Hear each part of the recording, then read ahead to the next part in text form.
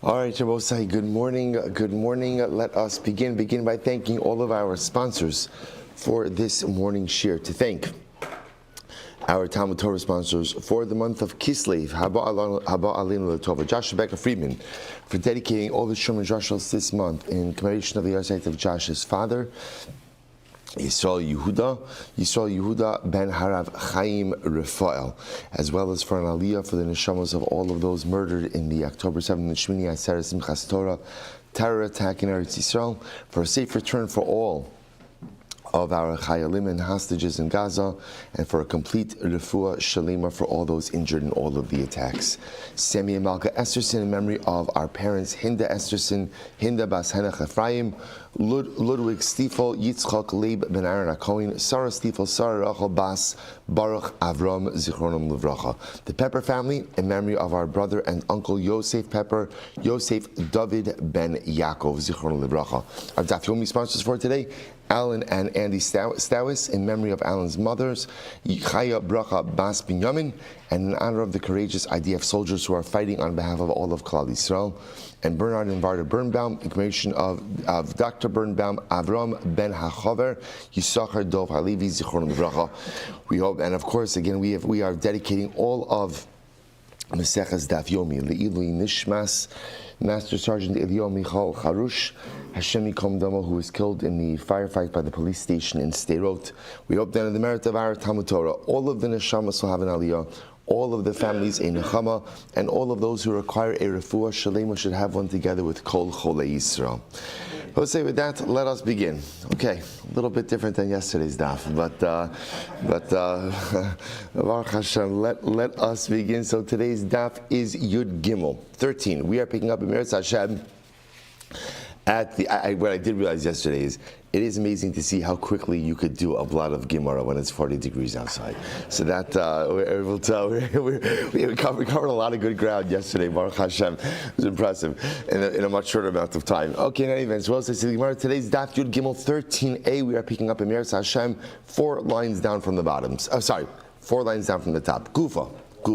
So let's just remember again, actually the Gemara is picking up on commenting on a brayso that we began to discuss yesterday. So Gufa, Umala Mal Bashem. So I will say, so remember again, the Torah is talking about over here that halacha l'maisa, if somebody is going ahead and let's say he's in possession of an item, and then a pikadon, let's say, a person is a shomer, person is a guardian of a particular item, and then they go ahead and they deny having the item, or they deny having responsibility of the item, and then it is discovered that indeed they do have the item. So the halach is there's liability, there's financial liability, there's shvuah liability. So this discussion was trying to remember again in yesterday's daf. Let me take one more step back. In yesterday's daf, what we were focusing on was the concept of Mammon Bailim, that you could have something that is consecrated, but yet ultimately, again, it is still considered to be the possession of the owner, or the money of the owner, the money of the individual. In other words, up until yesterday's daf, the way we've often been conditioned to think is that if something is kodesh, if something is consecrated or hagdish, so l'maisa again, therefore by definition, it is not private property. What we saw in yesterday's daf is there is the possibility, there is the concept that something on one hand could have consecrated status, but yet still be considered the financial property of the owner. That's the concept. We saw Yosef Lili, Bachar, Kachim Kalim. So now, the Gemara is picking up on that a little bit more as well. So Gufa, Uma'ala Ma'al Ba'Hashem, L'Rabos Kachim Kalim, Shehem Mamono, Divrei Rabbi Yosef Lili. So I'll say, so the pasuk Uma'ala Ma'al Ba'Hashem, when it's talking about the concept, ultimately again, now the lashon of Ma'ala Ma'al Ba'Hashem means a person has committed an act of Me'ilah against HaKadosh Baruch Hu. Yet the context of the pasuk over here is that ultimately again, I'm dealing with something that is quote unquote normal or unconsecrated, yet it's still an act ultimately again of Me'ilah against HaKadosh Baruch Hu. What's that case? Rabbi Yosef says it's Kachim Kalim, lower sanctity karbanos, as we discussed in yesterday's daf. On one hand, they have consecrated status, but on the other hand, Rabbi Yosef says they are the property of the owner. So in other words, also what that means is I have a shlamim animal, I consecrated it as a shlamim. as a shlamim. But nevertheless, even though that animal has a consecrated status, halacha l'maisa, that is still my mammon. It's still my animal. So for example, if that animal were to go out and be mazik, right? If my shar, my consecrated shlamim, were to go ahead and damage your animal, I would be liable for that, even though this has a sacrificial designation. Ben Azai says, the Rabbi says shlamim. It comes to include shlamim. That shlamim, once again, as much as it's consecrated, halach l'maaseh is still considered to be the private property of the owner. Rabbi Yossi ben Dostai Omer, lo Omer ben Azai, ella bebechar bilvad. That was interesting. So Rabbi Yossi ben Dostai is coming to qualify ben Azai. So ben Azai says it refers to shlamim. Rabbi Yossi says even when ben Azai says shlamim, he doesn't mean all shlamim. Rather, what does he mean? Bechar animal. So let's analyze this a little bit. Ben Azai Omer l'Rabbo says hashlamim l'mi utemais. So let's analyze this. So here's what we have. Everyone, these opinions mentioned are agreeing to this concept that halacha l'maisa, you could have something that has consecrated status, yet still be considered the mammon, the property of the owner. So the shaila just is, what are we referring to? So again, we have Rabbi Yossi Halili who says that it's all kachim kalim. Ben Azai who says it's shlamim, and then Rabbi Yossi ben Dostai who wants to qualify Ben Azai and says no, it doesn't apply to all shlamim. Rather, what does it refer to? Bechar. Okay, so now let's take each of these positions independently. So watch this. So the Gemara says, Ben Azai shlamim. And remember again, we've seen this through Gemara. Whenever the Gemara comes to include something, by definition, what else does that do? It excludes something. So therefore, again, when Ben Azai says, Ben Azai's position himself, the way he espouses it, when Ben Azai says that it comes to include shlamim, what is it coming to exclude? So the Gemara says, maybe he's coming to exclude Bechar. In other words, maybe Ben Azai holds that Bechar doesn't have the status of Mamon Bailim. So that would be hard to believe. Why? Hashta umashlamim shetu'unim smicha unisachim utinufas chazei v'shok. They're both saying shlamim themselves, shlamim requires like a lot of sacrificial processes, right? It requires smicha, which is the act of leaning on the animal. It requires nisachim, which are libations. Tinufas chazei v'shok, the waving of the chest and the foreleg. And yet, Rabbi says, so in other words, you have something that is subject to many sacrificial rites, and yet, Amrit, Mamon Bailimhu. And yet we're still saying that what? That Allah Lamaisa, that is the property of the owner. So the Gemara says, Bechar mibai. So of course Bechar should be Mamon Bailim. So remember again, Bechar is not subject to all of these sacrificial rites. So if Shlamim, which is subject to all the sacrificial rites, is still considered to be the property of the owner, Mamon Bailim, so therefore again, Bechar, which is not subject to these sacrificial rites, should certainly be considered to be Mamon Bailim. Take a look at Rashi. Rashi's right across. Bechar mibai, Bechar bechutz la'aretz kamar, dechevan delav lak ravakai, lo zachu le mishulchan gava, lo chazil gava. So okay, Rashi throws in over here, not throw in, Rashi comments over here, something interesting. Rashi says that this is kind of like piggybacking on yesterday's conversation, that the Bechar animal that we're referring to over here is Bechar of chutz la'aretz, where someone consecrated a firstborn animal from chutz la'aretz, which Rabbi say, remember again, the Gemara said this was the end of yesterday's daf, where the Gemara said it's the kind of thing of that we don't want you to do it, but if you did it, it's consecrated, but Lamaisa, we still don't offer it up. Okay, the point over here is if shlamim is going to be considered to be mamon bailim, property of the owner, even though it is subject to all these sacrificial rites, so then Bechar, which is not subject to all these sacrificial rites, should certainly be considered mamon bailim. To which the Gemara says, Am Rabbi Yochanan, let me ute meiser. Rather, Rabbi Yochanan says it's coming to exclude meiser behema. That according to Ben Azai, meiser behema is not mamon bailim. Now, remember again, what's meiser behema? You have a flock of sheep, right? You put them in the corral, small opening, 1, 2, 3, 4, 5, 6, 7, 8, 9, 10, comes out, a little red paint, right? A little red dye, and that is Meiser Behema. So maybe Ben Azai is coming to say that Meiser Behema is not Mamon Bailim. I say it's not Mamon Bailim. To which the Gemara says, it says by Bechar you cannot redeem, right? It says by Bechar you can't redeem. Yet, v'nimkar tam chai uba'amum. Uba'amum chai v'shachot.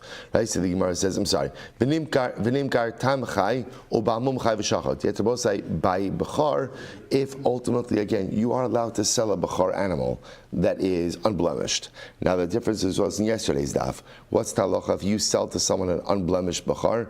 They can't really do anything with it until it becomes blemished. I said they'd have to wait around with it.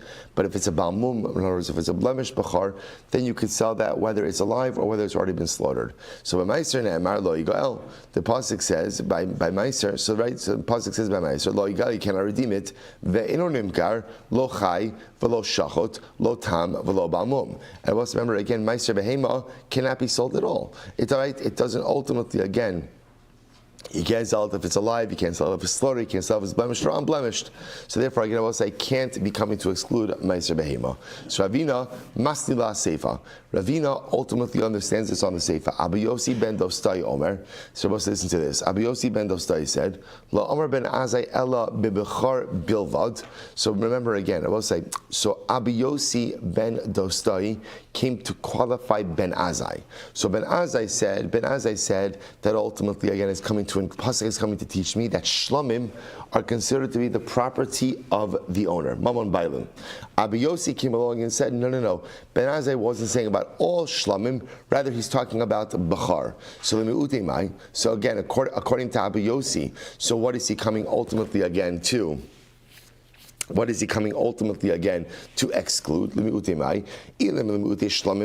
he's coming to exclude shlamim, hashta uma bechar shekadosh meirechem amonohu. Now both say if bechar, now this is actually interesting. Bechar is sanctified from the womb. Right? Remember again, Bechar has already in utero sanctity. So if Bechar animal which has in utero sanctity, ultimately again is still considered to be my property, Mamon Bailim, then Shlamim Mibai. I will say Shlamim is conferred sanctity. Remember again, Bechar is inherent sanctity, Shlamim conferred sanctity. So something which has inherent sanctity, which we assume is a stronger sanctity, ultimately again is Mamon Bailim, is ultimately the property of the owner, then all the more so something which has conferred sanctity is property of the owner. Rather, the Gemara says, Am Rabbi Yochanan lemi'ute meiser, is coming to exclude meiser behema. Meiser behema. So good. So I'll say, so again, so that and this seems to be the road that everybody's going towards over here. Lemi'ute meiser behema, d'chidesanya bebechar ne'amar lo sifta. By Bechar it says you can't redeem it. Yet despite that, v'nimkar tam chai uba'amum chai v'shachot. Yet you could sell a Bechar animal if it's unblemished, as long as it's alive, right? And if it's a ba'amum, you could go ahead and sell it, whether it's alive or whether it's slaughtered. The Gemara says, "But meiser ne'emar lo yigael, ve'ino nimchar lo chai v'lo shachot, lo tam v'lo ba'amum." You're about to say by meiser behema, you can't sell it at all. Can't sell it at all. Now the fact that you can't sell it at all would seem to indicate that what? That it's not mamon bailim. It doesn't really belong to the owner. Rather, again, it's really considered to be mamon gavoa. It really belongs to HaKadosh Baruch Hu. Okay. So the Gemara says, but here's the problem. Ha bechar bilvad ka'amar. I say the only issue is that halacha l'maisa Abu Yossi ben Dostai Stafka said only bechar. Only bechar. To which the Gemara says, you're right, kasha. That is going to be a question of this interpretation. Okay, so we'll say so kind of like that marks the end. That marks the end of this discussion over here. So we'll say so what we come out with is really something incredibly interesting, which is that halacha l'maisa. There is this concept which again seems to be I think conceptually we're introduced to it for the first time in yesterday's daf, which is this concept that halacha l'maisa, you could have something that has a consecrated status, yet is still considered to be the property of the owner. Up until Bava Kamma, daf Yud Beis and Beis, we're trained to think that if something is kodesh, by definition, it's not yours. It's not yours. You may be the custodian of it for the Beis Hamikdash, right? You're holding it, you're responsible for it, but it's not yours. So Rabbi Yossi really introduces us to this concept that halacha l'maisa, that there is a concept, ultimately again, of something being kodesh, having a consecrated status, yet still being mamon bailim, yet still being the property of the owner. Now what we see in today's daf is an interesting machlokes as to, even if you agree with that concept, what does it apply to? What does it apply to? So you have Rabbi Yossi Lili saying it's all kachim kalim. That's already we saw yesterday's daf. Ben Azai saying it applies to shlamim, and Abi Yossi ben Dostoi narrowing the scope of Ben Azai, saying it only applies to Bechar. So everyone agreeing to the concept, but yet again disagreeing as to the what you apply the concept to. Okay, so now we're going back to the previous discussion. Rava Amar, my Nechas Shemila. So remember again. How did we get into all this? Because there was a statement in the Mishnah. The Mishnah said that you're only chayev for damages if you damage property that is not subject to mi'ilah. Remember again, that was the statement of the Mishnah. Now we understood, what did that mean? So the way the Gemara understood it was actually interesting. The Gemara actually, the Gemara jumped to a more complicated interpretation. Right? And the complicated interpretation was that you're not chayiv if you damage property that is subject to me'ilah, i.e., full Beis Hamikdash property. But you are chayiv if you damage consecrated property that is still owned by the owner. And that's how we got into this whole discussion over here of items that are consecrated yet still mamon bailim. Comes along Rava, and Rava says, I think you guys are making this too complicated. What does it mean when the Mishnah says that you're not chayiv if you damage property that is subject to me'ilah? Nechasim she'ein bahem din me'ilah. Umaynihu dehedyot. So we'll say, Rava says, you know what the Mishnah is saying? The Mishnah is saying is, you're only chayiv if you damage a regular guy's property. But if you damage Beis HaMikdash property, you're not chayiv. Rabbi say, by the way, we actually already saw that before, because if you remember again, the lashon of the pasuk of damages is you damage shor re'ehu, right? You damage the shor of your fellow, which always from the beginning seems to indicate to us that there's only liability when one damages personal property belonging to the other. But if one damages Beis HaMikdash property, sounds like there's not going to be liability. So comes along Rava, and Rava says, that's the meaning of the statement of the Mishnah. That what? That if you go ahead, that you're only chayiv if you damage nechasim she'ein bahen me'ilah. You know what the definition of nechasim she'ein bahen me'ilah, nechasim not such to me'ilah, nechasim dehedyot, right? Property that belongs to a regular person. That's it. To which the Gemara says, "Velistni dehedyot." Such a good question. The Gemara says, so why don't you just say that? Just say that, right? In other words, why not just? I will say, this is a good din in interpersonal relationships as well. Right? Sometimes people say everything but what they mean. Right? In an effort, sometimes I'm nervous to go ahead, I'm nervous to have someone's feelings, I'm nervous. Now, of course, one should always be mindful of someone else's feelings. But sometimes, again, it's not that I'm scared of someone else's feelings, I'm just scared to say what really needs to be said. So I talk around an issue. And if you've ever been on the other side of that conversation with someone who is talking around an issue, it is the most frustrating thing in the world. Sometimes in life it is just so much better to say whatever it is with the caveat of, I don't mean to be offensive, I don't mean to hurt, my words are not meant to deconstruct, but this is what's going on. So the Gemara says over here, why in a million years, if you're talking about nechasim of hedyot, why in a million years would you frame it as nechasim she'ein bahen me'ilah?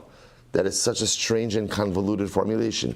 Just say, you're only chayiv if you damage property belonging to another individual. To which the Gemara says, kasha. You're right. It's a good question. Can't answer that one. Okay, next. I'm Rabbi Abba. What was that? Some great cases over here. Shlamim shezigu. Listen to this case. Shlamim shezigu. Gova mibsaran ve'eno gova me'ir merena. So we'll say, okay, a little bit of context over here. So watch this. I have a shlamim animal, right? I am the proud owner of a shlamim. Halavai im yirtzeh Hashem b'sha'a tova u'mitzlachos. Right? So I am the proud owner of a shlamim. So now what happens? My shlamim animal, right, damages another animal. Right? My shlamim animal damages another animal. Right? So I'll say, so what happens? So now remember again, assuming that my shlamim animal is a first-time offender. So what's the halacha? The halacha is like this. Okay, I will say, what is the halacha by first-time offender? Right? Chatzi nezek. Half damages. Now I will say, now remember again, half damages are paid from what? Are paid from the value of the damaging animal. the damaging animal. So we take half the value of the damaging animal, right? And ultimately, again, that's awarded, right? Half damages, that's awarded ultimately, again, to the damaged party. Now, in a shlomim animal, I will say, shlomim animal has two parts.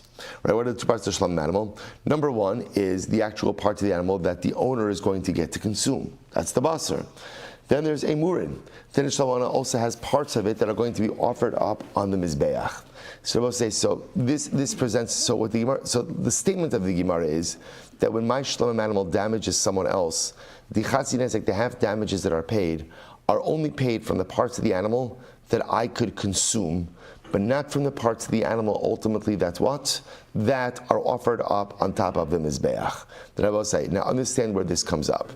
Let's say the chatzi nezek, right? When we look at half damages from the meat that is going to be consumed, is not the equivalent of the damage inflicted. Right? I'll give you a simple example. Right? Let's say I go ahead and my animal damages Ruvain's animal. Let's say he kills Ruvain's animal. First time offender kills Ruvain's animal. Ruvain's animal was worth 300 zuz. 300 zuz. Okay. Now let's say it turns out I also have an animal that's worth 300 zuz. Right? But my animal, the meat is worth 100 zuz, and the emurim, the sacrificial parts, the meat is worth 200 zuz, and the sacrificial parts are worth 100 zuz. 100 zuz. So we'll say, so now I'm going to pay chatzi nezek from the value of the meat, of the consumable part of my animal, which is what? Not equivalent to damages done. Not equivalent damage is done. So Rabbi Abba says, we're sorry, but that's the halacha. The damaged party, both say, interestingly, the damaged party will not be made whole. Will not be made whole, because again, my amount of damages are capped at the consumable part of my shlamim. An incredible halacha. So the Gemara says, Rabbi Abba shlamim sheziku gov mibsaran v'ena gov meimurehan. So the Gemara says, pshita. That's kind of obvious. Why is it obvious? The Gemara says, emurin legavoa salki. Now we'll say, so it's interesting. The Gemara says pshita because the Gemara seems to indicate that halacha l'maisa, the emurin don't belong to me. Right? It's almost as if they are removed from the animal already from the beginning. They don't belong to me. They're not mine. They belong to the Beis Hamikdash. They belong to the Mizbeach. So because they're not mine, they're not really part of the calculation. Lo tzricha legavoa mibs. The Gemara says lo tzricha legavoa mibsaran kineged imurin. So I'll say this is interesting. So no, you might have thought like this. Even though you can't go ahead and the imurin are for the Mizbeach, maybe we give a corresponding amount of the meat corresponding to the emurin. In other words, let's say there was enough meat. To go ahead and, when I say meat, remember again, we'll say the animal's not slaughtered yet. I'm calling it meat because we're referencing the part of the animal that can be consumed ultimately by the owner. So I might have thought, in other words, give the damaged party the value of the corresponding parts of the meat corresponding to the emurin. So you can't give the value of the emurin, but give a corresponding part of the meat. So the Gemara says, "Ali b'deman." So let's analyze this. So Gemara will say, this is absolutely fascinating. So listen to this. And I will say, here, this is so great. The Gemara is introducing a totally unrelated case. Look at Rashi. You see Rashi, it's the last short line of the shortest line. Rashi says, listen to this. Great case. The Pligale Drabi Nasa, Meparak Shorshan Agal Chesapara, Gabi Shorsha Dachav Eschaver Lebar. We'll say, watch this. One shar, right? Shar A, ox A, pushes ox B into a pit, and ox B dies. Okay? Now watch this. So Rabbi says, listen to this. What's the halacha? V'aminon betam bala shar mishalim revia ubalabar pater mipnei shezeh pilo. So Rabbi says, now listen to this. Now if the first shar is a first time offender, so it's tam. What's the halacha by tam? Chatzi nezek, half damages. Now the truth is, the Rabbana will say in this case it's not even half damages. Really, what is it? Interesting, it's quarter damages. Why? Because the shar is not the only offender, right? The shar is part of is one of the mazikim, one of the damagers. Who's the other damager? Bar. So therefore, again, according to the Rabbana, it's interesting. The owner of the shar will pay quarter damages, but the owner of the bar technically has to pay quarter damages. But at the end of the day, But at the end of the day, ultimately, again, he's not going to really be liable to pay, right? Why is he not liable to pay? Because Lamaisa, it was Shar A that pushed Shar B into the bar. So therefore, again, really according to the Rabbanan, all the owners of Shar B will get is quarter damages from the owner of Shar A. That's the position of the Rabbanan. So the Gemara says, again, we're going to see this case later on in Meretz Hashem. He says, "Umamuad bala shem mishalim chatzi or bala bar pater." So I will say, so again, the whole chap of this idea over here is, and if it was a muad case, so the owner of the shor pay half damages, but nothing is really collectible from the owner of the bar, because the owner of the bar has a very solid claim. What's a solid claim, right? Your animal, right? Shor A pushed Shar B into my bar. It wasn't my bar that's the mazik. It's Shar A that's the mazik. Now the truth is, it's a legitimate claim, but Lamaisa, again, there is still mutual contribution to these damages. So the owner of Shar A is going to say, well, it was the bar that damaged. The owner of bar is going to say, it was the Shar that damaged. One thing is clear, which is obviously the owner of Shar A is going to have to pay something, right? Because Lamaisa, he did do an act of goring. So according to the Rabbanan will say, Shar A, right? The owner of Shar A is going to be liable. A first-time offense for quarter damages, second-time offense for half damages. And the part of damage from the owner of the bar is not really collectible. The point over here is, you see from the Rabbanan, even when you are unable to collect from a secondary source of repayment, the first source of repayment is not chayiv to make up the difference. Now, why is this important? Because again, this would come up in the case of a shlamim, right? My shlamim animal damaged someone else's animal. Let's say there's not enough, right? So we don't say, even though you can't go ahead and pay from the emurin, from the sacrificial parts, we don't say make up the difference from the meat. Right? You don't say, so this is the position of the Rabbanan, that when you cannot make up the difference from, right, when the secondary source of repayment is not available for repayment, you do not make up that repayment from the first primary source. Incredible. So I will say, on the other hand, take a look at the next Rashi. I'm just going to go ahead in Rashi for just a moment. Look at Rashi. Rashi says over here. Rashi says over here. Okay, Rashi says over here, Rabbi Nasan. It's the second to last of the intermediate lines. Rashi says, Rabbi Nasan, Hada Amar Nami Lakashlim Mi Bala Shar Mishtalim Mi Bala Bar, Tamar Betam Bala Shar Mishalim Revia, Bala Bar Mishalim Shlosha Chalakim, Ubemuad Bala Shar Mishalim Mechza, Bala Bar Mechza. I will say, Rabbi Nasan is of the opinion that Halacha Lamaisa, the owner of the bar in that previous case, right, where again, Shar A pushes Shar B into a pit and Shar B dies. So Rabbi Nassim is of the opinion that the Bala Bar is absolutely liable to make up the difference. In damages. So too again, Rabbi Nassim would be of the opinion that Allah Chalamais in a shlamim animal, you would be able to collect from the meat corresponding to the emurin. So now let's go back to the Gemara. Here we go. So we'll say, let's go back. Let's read it all again. On Rabbi Abba, shlamim sheziku, right? So my shlamim animal damages another regular animal. So govim mibsarim and agov me'emurein. So the halacha is you could collect chatzi nezek from the basar, from the meat, so to speak, from the value of the meat, from the value of my animal, of my shlamim animal that is consumable by me. So the Gemara says, Pshita, emur legavo asalki. Of course, because the emur and the sacrificial parts are as if they're not there. They're for the Beis Hamikdash. Lotzricha legavo mibsaron keneged emurin. So as I said, no. What we're talking about over here is the possibility that halacha lemaisa, maybe I should go ahead and collect from the meat corresponding to the sacrificial parts. We'll say, I'm sorry, just one more Rashi. We'll just indulge you with one more Rashi and out of order. I've never done this before. Out of order on Rashi, first time. Rashi, go back to Rashi, lo tzricha, only because the case here is good. Rashi says, hadik tani ena gov me'murain, hadik kamashallah, and then gov me'misar, okay, get more. Keep going. Here it is. Shar shavem asayim. Here we go. You have a shar that is worth 200 zuz. Shenagach shar shavem asayim. That gored another shar that is worth 200 zuz.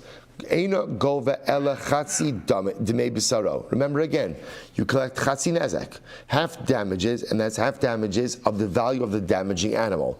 Afagav delo have manish shalem. Now we'll say, now remember again, here's the chap, right? So now my shlamim shar, worth 200 zuz. damage, damage is another animal that's worth 200 zuz. Okay, so what's the halacha for first time offender? What's the halacha for first time offender? Chatzi nezek. We'll say, so you would think, what's the value? What's chatzi nezek? 100 zuz. What's the problem?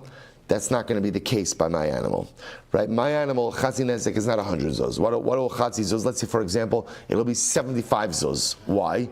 Because remember, half the value of my animal includes a murin. And right, sacrificial pieces, and sacrificial pieces are not counted as part of damages. So therefore, it turns out that the damaged party is not going to receive half the value of my animal, 100 zuz. Rather, what is he going to receive? 75 zuz. 75 zuz. The value of half of my animal minus the emurin, the sacrificial parts. Incredible. So now I'll say back to the Gemara. Let's go. So the Gemara says. Good. So aliba deman. So who's the this reflect? Aliba derabanan. So we'll say if it's derabanan. Now remember again, that's the rabbanon we just quoted before about the case of where Shar A pushes Shar B into the pit, where ultimately again the damaged party only gets quarter damages from the owner of Shar A, and does not get the pit guy is not going to be obligated to pay, and even though the pit guy is not going to be obligated to pay, the owner of the Shar does not have to make up the difference. So according to that logic, pshita ha'amriki lekalish talumimehai lo mishtamamehai, because the Rabbanan say just because you can't collect damages from the owner of the pit doesn't give you the ability to collect more damages from the owner of Shar A. Rabbi Nassan does hold that when you can't collect from one party, you can collect from another party. So therefore, again, I will say in that case, you should even be able to collect the meat from the meat corresponding to the emurin. The truth is, you could align this position with either of these two positions. How so? If you want to say by the Rabbanon, perhaps the Rabbanan say that's only when you have two independent parties, like in this case where you have the owner of the shar and the owner of the bar. Aval b'chad gufa, when it comes to one damager, matzi amar le mikol heichad deba'inan mishtalamna. Listen, when it comes maybe to one damager, you can say, listen, I'm getting paid. I don't care how I'm getting paid, right? How you want to do the math, but lamaisa, I'm going to get paid. So if I can't get paid from a murin, which is fine, then I'm going to take in for a repayment corresponding amount of meat. So the Gemara says, fine, fine, that's Rabbanan. Rabbi Nassan, sorry. Rabbi Nassan, if you want to say Rabbi Nassan, in Rabbi Nassan's case, you can say like this. In that case, the Balashar can say to the Balabar, Ana Tarai Bibirach Ashkach say, my deles li lishtalumi mehech mishlominach.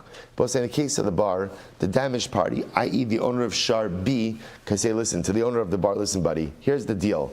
My dead ox is in your pit. So here's what's going to happen. Whatever I could collect from the owner of Shar A, I will collect. But anything else I can't collect from the owner of Shar A, ultimately, again, I'm going to collect from you. Aval amud beis aval hacha mi matzi amar basar azik imur lo azik. But I will say over here, can you say that it was the meat that damaged and the imurin didn't damage? So I will say, technically speaking, you could align it with both of them. But I will say, but interestingly enough, what I just want to point out is that halacha l'maisa.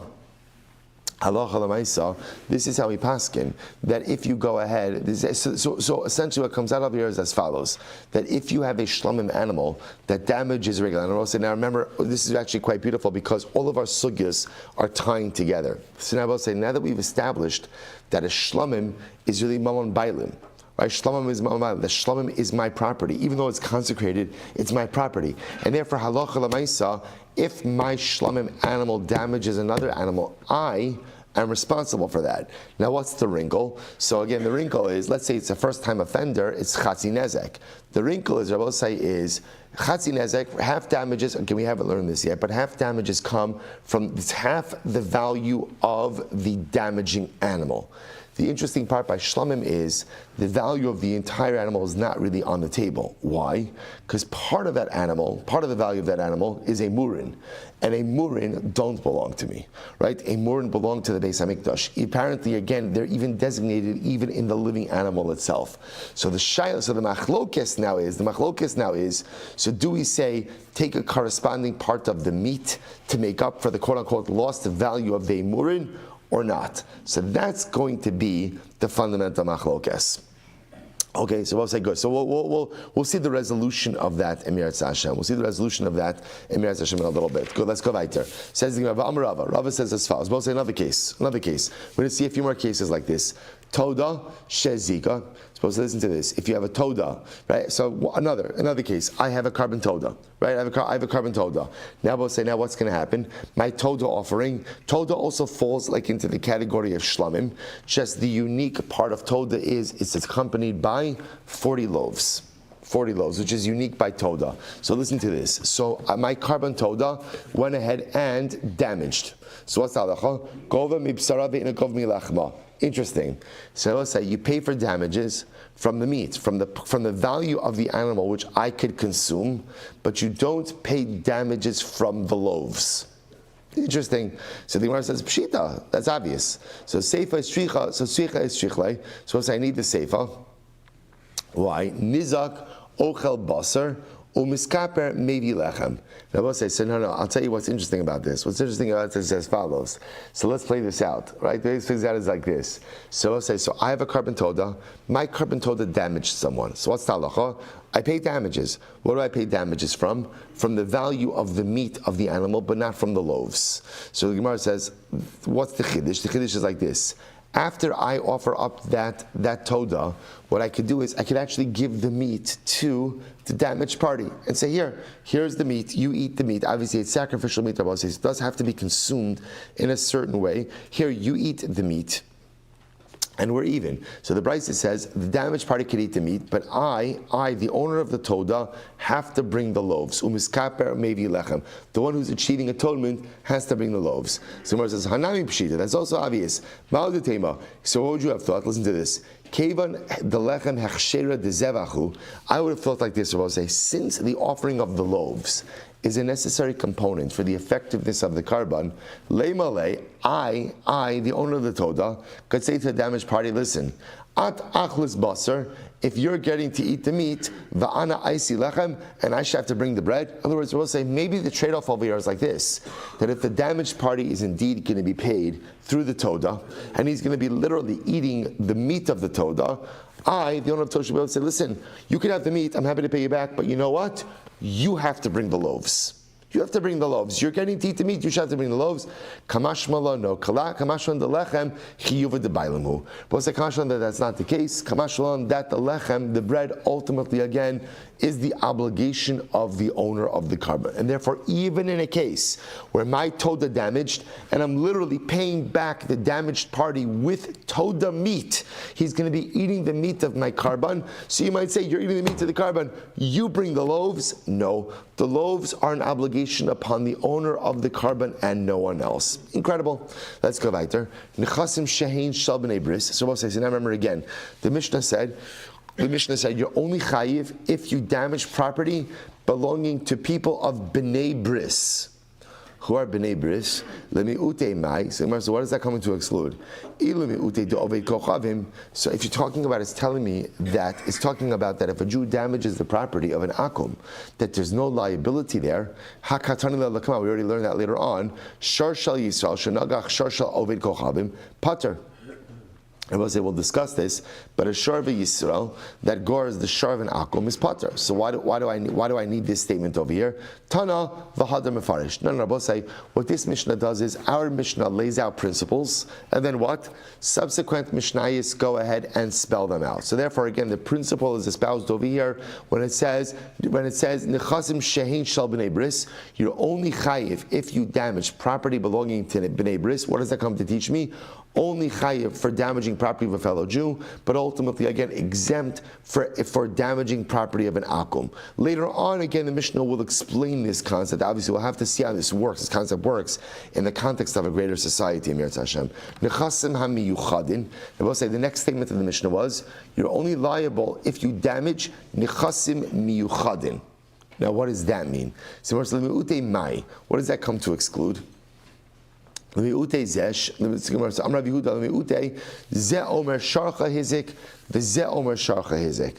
say, interestingly enough, this comes to exclude the following case. I will say, imagine the following situation, right? I know that my ox was damaged, right? My ox was gored, right? And I know that Reuven's ox is in the vicinity, Shimon's ox is in the vicinity. So I say, it's right, they're both by the scene of the crime. So what happens? Reuven says, Shimon, it was your shar. Shimon says, Reuven, it was your shar. So what's the halacha? Ultimately, again, there is no way. So let's take a look at Rashi just a quick moment. So therefore,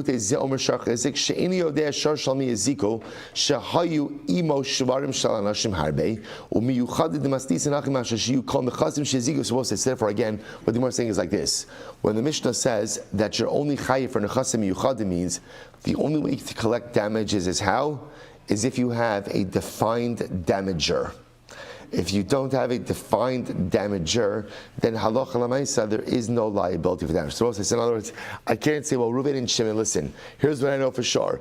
It was one of your two oxen. Right? So therefore, I don't know, split damages, pay something else. No concept like that exists. There's only liability for damages when it is nechasim miyuchadin, when you have a defined damager and a defined victim. Right? Without that, ultimately, again, there is no liability. To which the Gemara says, Hatana lekaman, but we learned that beforehand. Hayushnayin rotzvin, right? Achar echad. So we'll say, listen to this. If there are two oxen running after my ox, right? So Reuven's ox and Shimon's ox are running after my ox. Zeh omer, and now we'll say at the end of the day, my ox is gored. My ox is dead. So, but again, so what happens? Zeh omer sharcha hizik, v'zeh omer sharcha hizik. So we'll say, obviously, Reuven says, Shimon, it was your shar that did it. Shimon says, Reuven, it was your shar that did it. What's the halacha? Shneihen Peturin. Both of them are pater. So we'll say, so we're going to learn this halacha later on. To which the Gemara says, you're right, Tani v'hadim afarish. So we'll say, we keep giving the same answer, which is, it seems to be that the role of our Mishnah is to kind of like lay out the concepts and principles. Right? So our Mishnah is where ultimately we outline the concepts, and then subsequent Mishnayos are where they are spelled out. So therefore, again, our Mishnah tells us it has to be nechasim miyuchadin, a defined damager, a defined damagee. Damagee a word? Damagee is a word, right? Yeah, damagee, right? And therefore, Allah says, but if there's any ambiguity as to who committed the damage, ultimately, again, no liability. Incredible. Let's go weiter. B'masnisa tana, this is interesting.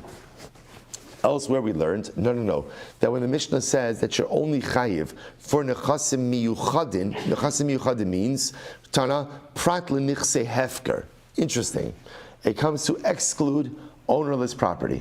Now, what's the case of ownerless property? What's the case of ownerless property?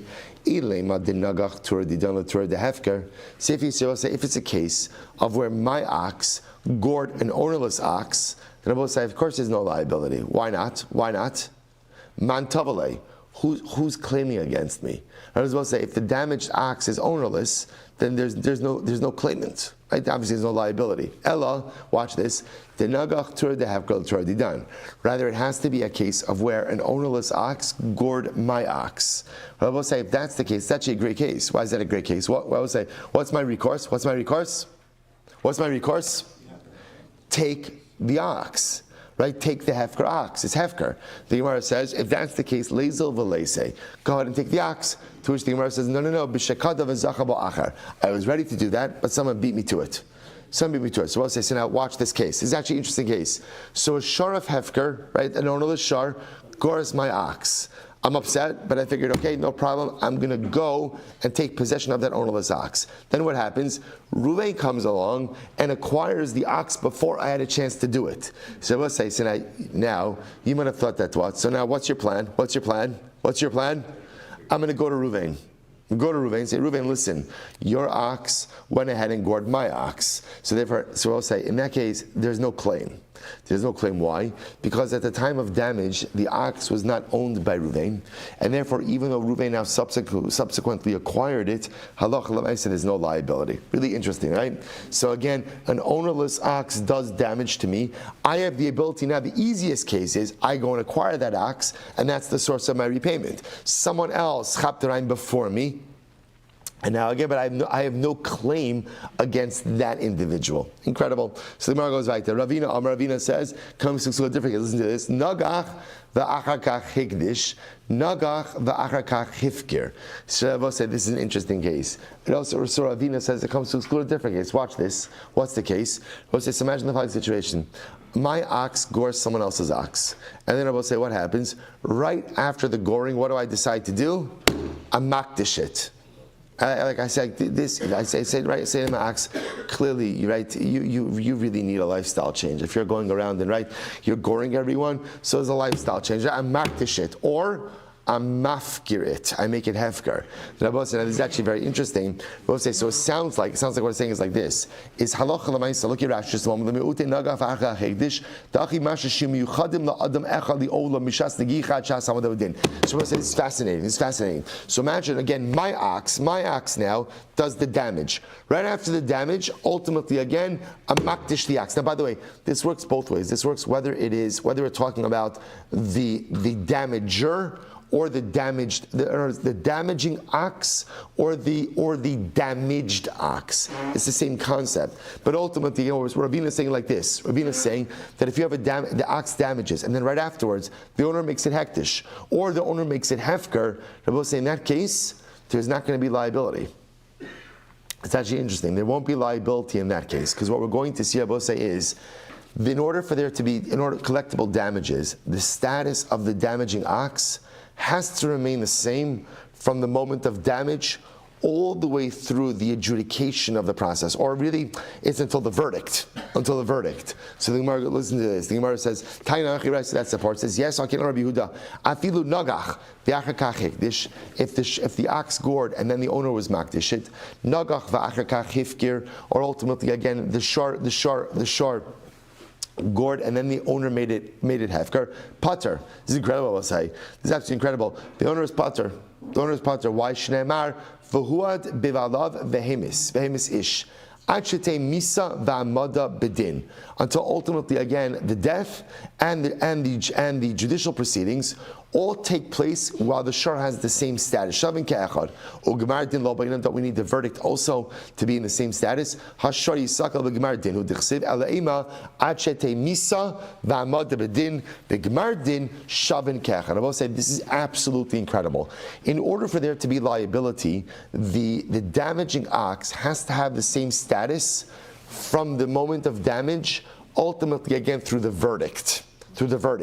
If anything changes in the ox's status throughout that time, technically speaking, there's no liability. So therefore, again, halacha l'maisa, if the owner, after the act of damage, if the owner were to make the ox hefker, or to make the ox hegdish, right, then there's a change in status. That change in status ultimately, again, would mean that there's no longer any liability for the owner of the ox. Now, I will say, now, therefore, just to tie this back, the Gemara says that's the meaning of nechasim miyuchadin. The Gemara suggests nechasim miyuchadin means that there's only liability when the ox has a miyuchad status, a singular status throughout the entire process. Then I will say what's interesting about this is this seems to be an easily manipulatable, right, loophole. Then I will say, so again, we'll talk about that. Now obviously, for a first-time offender, this wouldn't be worth it, right? Because for a first-time offender, you're only chayiv what?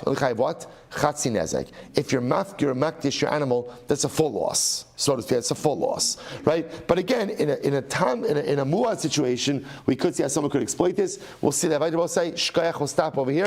Incredible. Shkayach will say.